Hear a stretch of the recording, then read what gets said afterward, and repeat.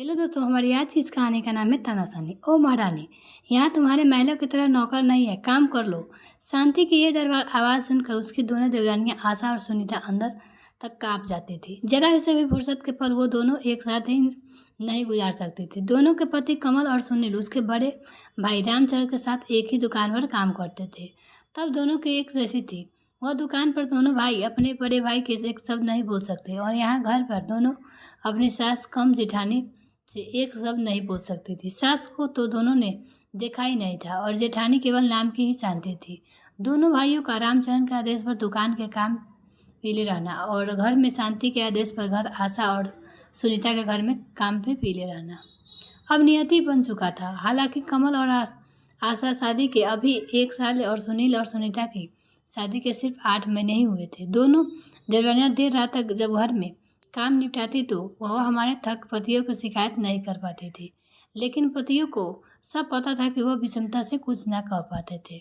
दोनों भाई सब कुछ जानते थे, समझते थे, पर कुछ नहीं कह पाते थे। माँ बाप के मरने के बाद भाभी ने बड़े भाई को ऐसा काबू में किया कि ना कुछ देखते हुए भी कुछ बोलते थे।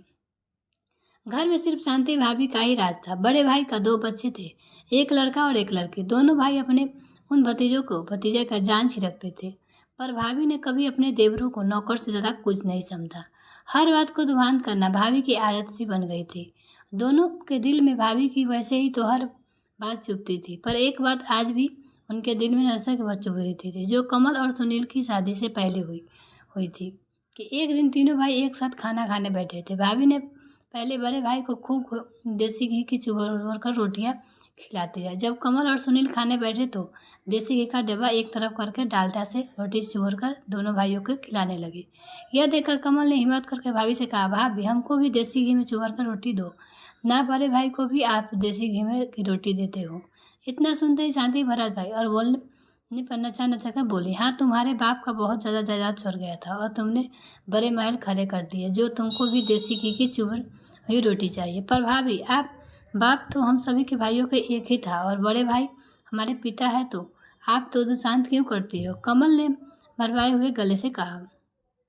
इतना सुनते ही शांति का पारा आसमान पर पहुंच गया और उसने बेलन फेंक कर मारा और रामचरण के चिल्लाते हुए बोली, मेरे बस का नहीं है, सबका काम भी करूं और ताने भी सुनूं। पत्नी के क्रोध देखकर रामचरण की तो जैसे ही जान निकल गई थी। अपने दोनों भाइयों को बुरा भला कहकर अपनी पत्नी को मनाया। इस सब के बीच अपने भाइयों को देखने का ख्याल भी नहीं आया। रामचरण के मन में नहीं आया कि उस दिनों दोनों भाई भूखे ही सो गए। समय बीता और कमल सुनील दोनों भाई की शादी हुई, लेकिन हालात जैसे कि तस थे। भाई अपने दोनों भाइयों को इसीलिए घर में नहीं निकालता था कि इनमें से अच्छा नौकर उसे कहाँ मिलेगा, और भाभी को अब 2 अच्छी नौकरानियाँ भी मिल गई थी। पर कहते हैं न, समय एक सा कभी नहीं रहता।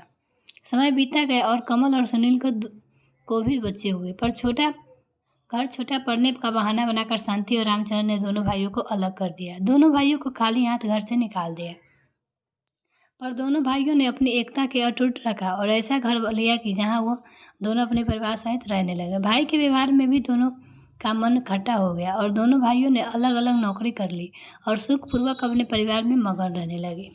शांति खुश थी, क्योंकि दोनों भाइयों को बिना कुछ दिए सब कुछ उसका अलग कर दिया। अपनी गलती के चल रहा था। एक दिन रामचरण और शांति के बेटे का विवाह हो गया।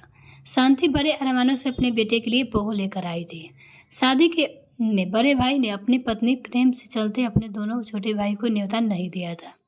इधर कमल और सुनील ने भी अपने भाई भाभी से रिश्ता नहीं तोड़ा था, पर वो रिश्ता अब ऐसा था कि जैसे बिना खुशबू के फूल। लेकिन अपने किए का कर्म सामने जरूर आते हैं, और ये शांति को जल्द ही पता चलने वाला था। समय ने करवट ली। रामचरण अब बीमार रहने लगा था और ज़्यादातर घर में ही रहता था।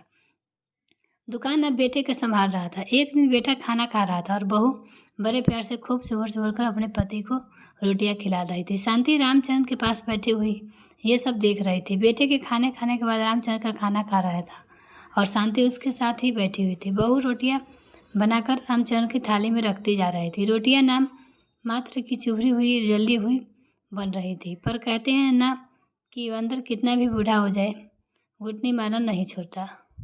और इसी नीति के अनुसार शांति ने करक कर बहू से कहा, क्यों रे, ये रोटियां कैसे बना रही हो? तेरे माँ ने क्या सिखाया है? ऐसे ही रोटी बनाई जाती है। बस इतना ही गुस्सा होता। बहू रानी रसोई से बेलन लहरते हुए अपने आई और शांति पर बरस होती। देखो सासू माँ, मेरी माँ ने पर मत जाना और ना ही बात मेरी माँ का क्या सिखाया। उन्होंने जो सिखाया था वो सीख चुकी हो। अब मुझसे बात करो। और क्या हो गया, जरा सा भी रोटी जल गई तो खा लो, कुछ थोड़ी हो जाएगा। जो जरा सा दिन अपना हाल फेरे रहता था, दुकान पर उसका ध्यान करो और इनका जो घर में सारे दिन करो।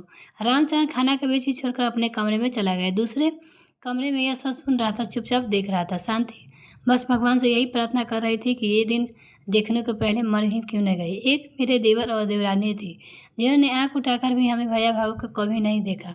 जवाब देने की दूर की बात हो रही, आज मेरी बहू ही थी।